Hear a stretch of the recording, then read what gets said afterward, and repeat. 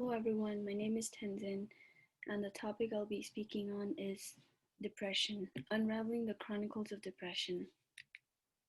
To begin with, I would first address the stigma around mental health in our society. In order to fight the stigma around mental health, it is important to understand and study the particular stigma. According to author Mike Venny's Transforming Stigma, this is explained through stereotypes, prejudice, and discrimination. He goes on to explain that stereotypes are related to thoughts, prejudice comes from feeling, discrimination relates to a person's behavior. Stigma, prejudice, and discrimination against people with mental illness, in my opinion, comes in different magnitudes and either way causes and leads to harm. Understanding and addressing what it looks like in our society can be the main key to save many lives. It is crucial to fight stigma and address mental disorders. In particular, I will be talking about depression. According to the WHO, more than 250 million people suffer from depression. It is also seen that around 19 million people in the US suffer from symptoms of depression. Therefore, it is crucial to address and understand that it is not a battle fought alone. When looking into depression in general, it is seen that there are many different types of depression, mainly them being major depression, melancholia, dysthymia, psychotic depression, postpartum depression, bipolar depression, cyclothymic disorder, seasonal affective disorder, premenstrual dysphoric disorder. Next is the symptoms of depression.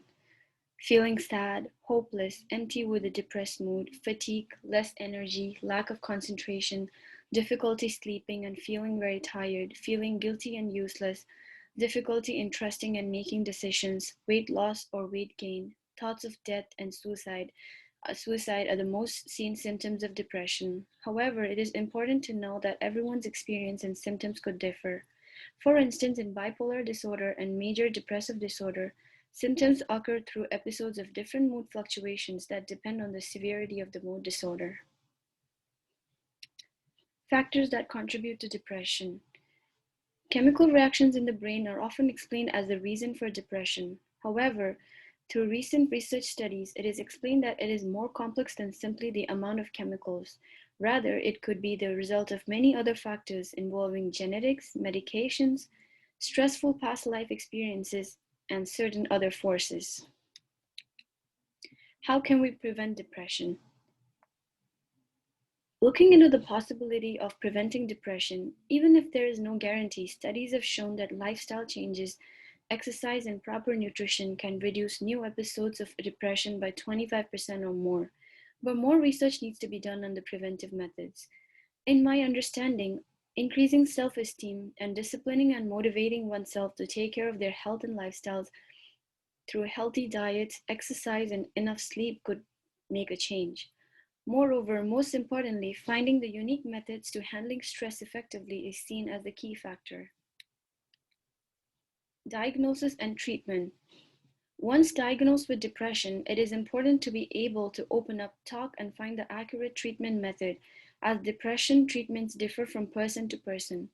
Healthcare providers mainly use cognitive behavioral therapy and antidepressant medications such as SSRIs, selective serotonin reuptake inhibitors, and several other methods. It is important to educate oneself that each medication can have different impacts on people. For example, antidepressants have the possibility to increase suicidal thoughts and action in some young adults and children during the first few months. In addition, research studies have shown that 2 out of 3 people taking antidepressants still experience symptoms of depression. Therefore, awareness of such possibilities is crucial. After diagnosis and throughout the treatment, avoiding alcohol, fighting stress through yoga, meditation, not skipping medication and being able to open up and talk to your therapist, friends, or family, paying attention to triggers, your behaviors, and discussing and finding solutions with your therapist in order to leave the depression should be one's target. It is important to avoid activities that require risk taking and making important decisions when feeling down, as it could impact more stress for your depression later. In my opinion, educating oneself about depression, learning the truth by breaking through the myths in the society, being aware of the causes of the disease, and knowing that curing this disease is possible is important as it has become a common issue the world should pay attention to. The knowledge on this sensitive yet important subject will help one individual to be the stepping stone in the journey a person suffering from depression goes through to overcome this dark disease or even save a life. Thank you.